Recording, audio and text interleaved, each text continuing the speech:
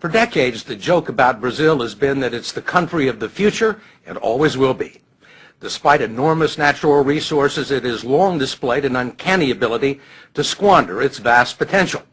Now, it's beginning to look like Brazil might have the last laugh. While most of the world is consumed with debt and unemployment, Brazil is trying to figure out how to manage an economic boom. It was the last country to enter the Great Recession, the first to leave it, and is poised to overtake France and Britain as the world's fifth largest economy.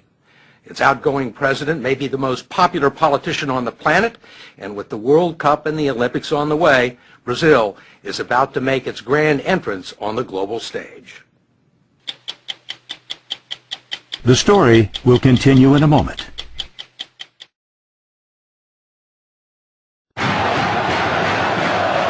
When most people think of Brazil, they think of its passion and excellence in soccer. Not of skyscrapers in Sao Paulo, the financial hub of a fledgling economic superpower. They think of the pulsating beat of the samba and carnival, not commodities or the world's largest cattle industry. They see the beaches of Ipanema and Copacabana and breathtaking vistas. It's quite a view. Yes, incredible, huh? Not Brazilian tycoons like Ike Batista, who has the best view in Rio, not to mention a net worth of $27 billion. How do most Americans see Brazil? They think Buenos Aires is the capital of Brazil, so they mix us with other countries around South America. Most powerful country in South America? GDP-wise, we are bigger than all the other countries together. And, you know, in the last 16 years, Brazil has put its act together. This is it. Hello, time for Americans to wake up. With most of the world's economy stagnant, Brazil's is growing at 7%, 3 times faster than America. It is a huge country, slightly larger than the continental U.S., with vast expanses of arable farmland, an abundance of natural resources, and 14% of the world's fresh water. 80% of its electricity comes from hydropower. It has the most sophisticated biofuels industry in the world, and for its size, the world's greenest economy.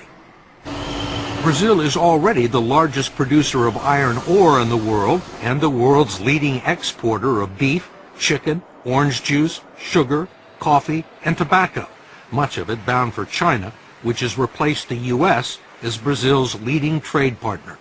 And Brazil has the size to match China's appetite. You have it's a big everything. dragon on the other side. You have everything they need. We have, yes. You need the Brazil to basically fulfill the Chinese needs.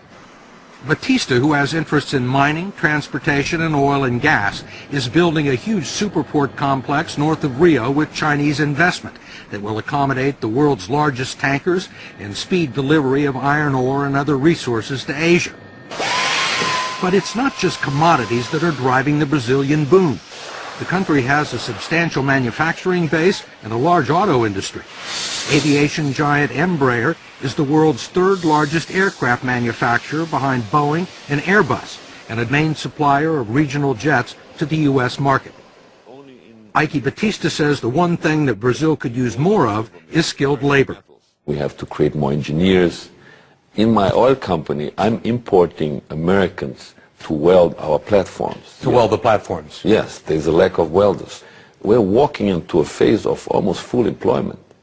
This country has created almost 1.5 million jobs this year already. It's unbelievable. Brazil has seen periods of prosperity before, only to have the bubbles burst. It spent billions in the 50s and 60s moving its capital to a barren savanna near the middle of the country where it built Brasilia, a futuristic city right out of the Jetsons. Then it borrowed billions more to develop the country's interior. Corruption and ineptitude eventually led to a financial collapse, 2,000% inflation, and at the time, the largest financial rescue package in the history of the International Monetary Fund.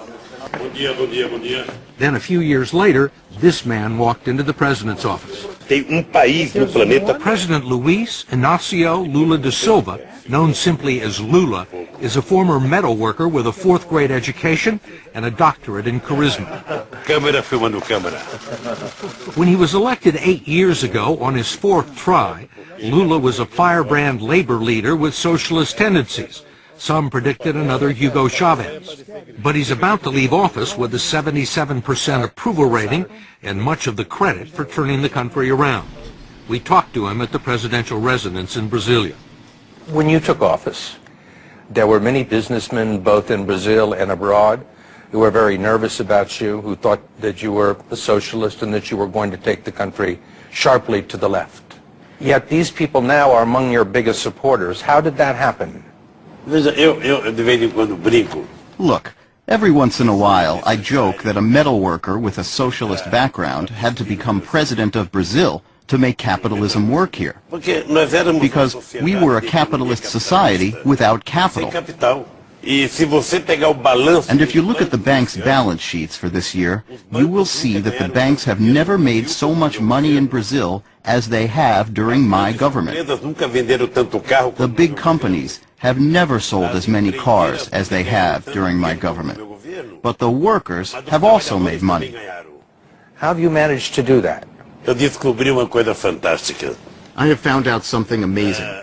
The success of an elected official is in the art of doing what is obvious. It is what everyone knows needs to be done, but some insist on doing differently. One thing obvious to Lula was the social and economic chasm separating Brazil's rich and poor. He gave the poor families a monthly stipend of $115 just for sending their children to school and taking them to the doctors. The infusion of cash helped lift 21 million people out of poverty and into the lower middle class, creating an untapped market for first-time buyers of refrigerators and cars. But he was also far friendlier to business than anyone expected, encouraging growth and development and maintaining conservative fiscal policies and tight banking regulations that left Brazil unscathed by the world financial crisis. Lula was the right man at the right time, it seems. You have to admit it. You know, he's a kind of pop star. Eduardo Bueno is a colorful commentator and best-selling author of popular Brazilian history. What's his secret? He's streetwise, I guess you can say that. He knows people. He knows the feeling. He knows what they want. He knows how to deal with the rich. He charms President Obama. And he also charmed the international committees that awarded Brazil the 2016 Olympics and the World Cup of 2014, political victories that announced the country's arrival as an international player and will present some challenges for Brazil's next president. She is Dilma Rousseff, Lula's former chief of staff and his hand-picked successor, who was elected in October because he was ineligible for a third term. There are people that believe that once you were gone, Brazil may revert to its old ways. Will the momentum continue once you leave office at the end of the year? If there's something I am proud of, it is to have told my people that we are not second-class citizens, that we can get things done. We can believe in ourselves, and then people have started to believe. There are still some non-believers. Given its checkered record for living up to its promise, the rap against Brazil is that it lacks ambition. It's called the Brazilian way. Why do something today that you can pay someone to do the day after tomorrow? Brazilians put up with incredibly high taxes on almost everything, have a high tolerance for corruption, bureaucratic red tape, and according to Eduardo Bueno, harbor a secret love affair with incompetence. President Charles de Gaulle of France once said that Brazil is not a serious country. Do you believe that? Is Brazil a serious country now? It's not a serious country in several instances because they say that they're going to do something and then don't do something. Here in Rio de Janeiro, you can invite someone to your house, they say they're going to come and they don't show up and they don't think it's, no, who cares? But how can you do business in a loose way? How can you run a country in a loose way? While many in Brazil's cities lust for first world status, the third world is never far away. For decades, Brazil ignored the festering slums known as favelas, which wrap around Rio, overlooking some of the most valuable real estate in the city. They have been staging areas for street crime against tourists and safe havens for drug gangs so well armed that they brought down a police helicopter a few years ago with heavy machine gun fire. Finally, after years of looking the other way, the military police have begun to move in. In recent weeks, some parts of Rio have been a battle zone, with drug traffickers burning buses near some of the sports venues. But so far, the police have pacified 13 of the most dangerous favelas, and there are 27 more to go. This is a revolution. I myself did not believe this 3 years ago. There is a solution for slums all over Brazil. But there are also some massive problems with infrastructure. If the road to Brazil's future is long and wide, it is also jammed with traffic and filled with potholes. 90% of the roads in the country are still unpaved, and in the cities there's not much in the way of public transportation. And already there are major delays in the building and renovating of stadiums for the 2014 World Cup. FIFA, the World Soccer Organization, says Brazil is way behind in making preparations for the World Cup. Will the country be ready? Primeiro, nós precisamos tomar cuidado. Look, first, we need to be careful about European perfectionism, because everything that happens here in the South, they think they know better than us. Well, the Europeans may put their minds at ease because we will organize the most extraordinary World Cup ever. What they didn't make in 500 years, they want to make in 4, because the World Cup is going to be in Brazil. Do you think they'll be ready? No, I don't think it's going to be ready, especially because Brazilians don't mind to be late. You know, they think, just get a little late, what's the problem? They're going to be planting the grass while the ball was already rolling. Whatever happens in Brazil, no one will be able to blame it on a lack of money. That's because 150 miles off the coast lie what are believed to be the largest discoveries of oil found anywhere in the world in the past 35 years. Petrobras, the state-owned oil company, is preparing to drill 20,000 feet below the surface of the Atlantic to reach oil fields that sit underneath layers of salt beds.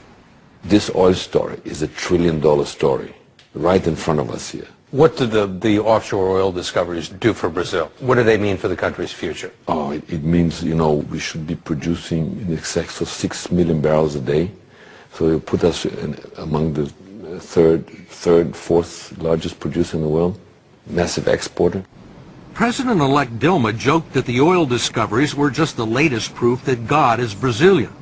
An economist from Goldman Sachs, no less, had predicted that Brazil, along with Russia, China, and India, will dominate the world economy in the 21st century.